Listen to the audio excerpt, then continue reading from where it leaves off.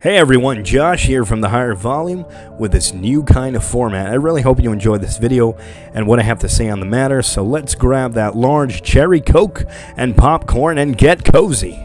So, The Rise of Skywalker was a thing. It exactly was a thing. An actual movie that Disney cashed in so much time and money just to crap out a 2-hour spectacle of nonsense and lens flare. And so here we are at the end of the saga. Not only just the saga, but the Skywalker saga, which has spanned 3 generations now, and we get something along the lines of this. Now, I just want to have a disclaimer before I go into things. 1, this is going to have spoilers for about the whole damn movie. 2, I've enjoyed JJ's past work, especially his spin on Star Trek and Super 8, along with mildly enjoying The Force Awakens, even to this day. And 3, which is I necessarily didn't hate The Rise of Skywalker as its own 2-hour thing, but when looking back at its whole entirety of the saga, it's kind of a big pile of mess as it breaks its own rules. It's the biggest rule breaker of a movie I've seen in years, especially when it comes to a franchise such as Star Wars. And by that I mean is The Rise of Skywalker doesn't follow its core values, it doesn't follow what the movies have previously set up, and it definitely doesn't follow its own rules towards things such as the Force, character motivations, and world building. Let me just say that The Rise of Skywalker was fun. It felt like a fan decided to gather all his Star Wars toys into one bag and record his own fantasy of a story, all while trying to fight the fact that there were too many cooks in the kitchen. I honestly feel that JJ had a primary vision from The Force Awakens and onward, but as soon as Disney stepped in with their input along with handing down the vision of Rian Johnson, who not only didn't give a damn about JJ's vision, but also let him surprise the audience in the most divisive way. Things turned out ugly for anything that followed that. Not to say that The Last Jedi was bad. In my opinion, and after countless rewatches, all while stuffing crunch bites down my throat, it turned out to be towards my liking. But that is a whole other video for another day.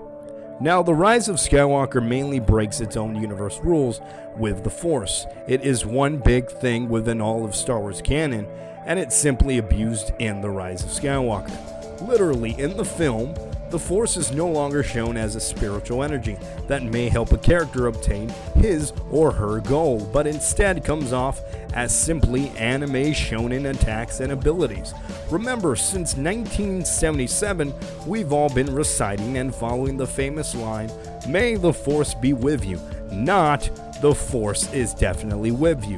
Remember, Yoda said in The Empire Strikes Back that the Force, an ally it is. Life creates it, makes it grow. Its energy surrounds us and binds us. You must feel the Force around you. And that is basically saying that you have to be in tune with the Force, and hopefully it would guide you through your journey, whether it's for defensive or strategic purposes, as well as means of survival. The Force, up until this recent movie, has never been offered as something that could potentially be seen as blunt attacks or in ways that completely make you OP. And yes, there is the dark side, to which the Force and its abilities are used in a very malicious and dominant way, but it's there to show you, as George Lucas put it, that the dark side is something not to be fond of. Yoda even goes on to say that you will turn into something else entirely, something ugly. I also want to point out Star Wars Legends, and for those of you that don't know what that is, Star Wars Legends is the old canon. Basically, when Disney decided to get their hands on the franchise, all of the old canon, that's not the movies or TV shows, was thrown out. And so I completely am aware that the Force was most of the time used in greater ways, but it's still kept within the rules of the universe.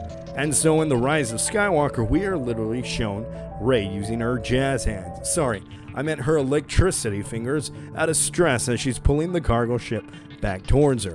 Now, yes, you can say that, "Oh, but she's a Palpatine, her bloodline says so." To which I rebuttal with, Anakin, who is a damn Skywalker and who is prophesized as the chosen one, wasn't able to fully function the electricity hands till he was fully converted to the dark side. The guy who was said to be the most powerful Jedi at its time, the guy whose bloodline is straight up character ex machina, was never able to fully pull off the jazz hands. Sorry, the electricity fingers.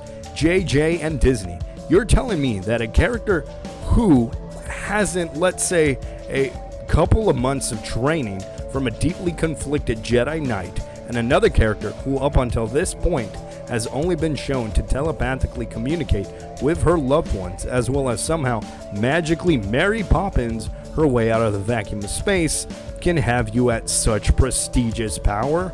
To which I repeat, the Force isn't necessarily power. It's a spiritual guidance that gives you abilities that can come off as more than human, but still applying its laws of the Force, if that makes any sense. These rules for the Force were set early on in the franchise, all the way back in A New Hope, and then later explained in The Empire Strikes Back.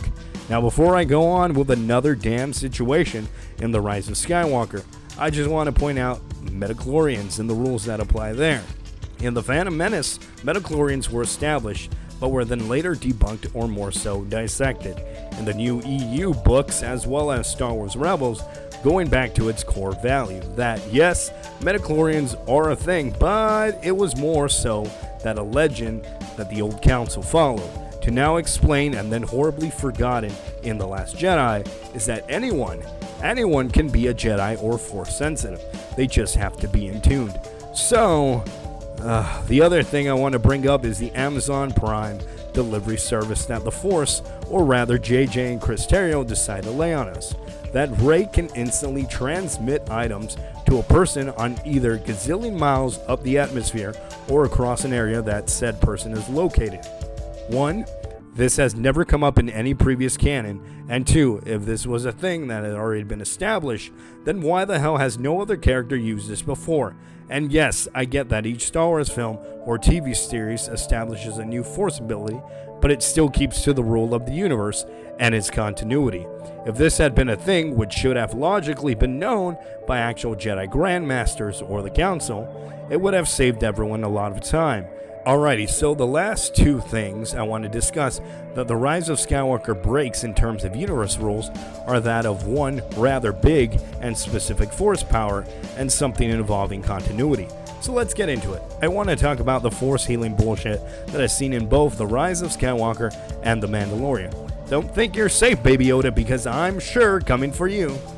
What the hell, this thing is so damn cute. I want all the merch, all of it. Give me the child, aka Baby Yoda gummies. Build-A-Bear, Funko Pops. Just take my goddamn money, Disney, take it! Sorry. The movie and the show establishes Force healing, which mind you has been established in the old canon, but they made it clear in a bunch of books that only supreme or well-trained Jedi Masters were able to do such a thing. And so yeah, there's a specific couple of scenes where we see Rey heal a random serpent, and as a setup to what comes later, and then heals Kylo after she deliberately stabs him through the chest with a lightsaber. Then to have a scene at the climax where Kylo then heals Rey. Mind you, that Rey establishes earlier in the film that using such Force healing will take away said person's life force. Using too much of it will result in death. So, with Rey establishing that we see her heal the serpent and then heal Kylo's lightsaber wound, to which she doesn't die because the movie needs her. JJ and Terrio set up this rule only to break it halfway through the damn movie. And let me not to forget to mention that because Force healing is now canon for even the simplest of Jedi, why didn't Anakin use it to save his mom?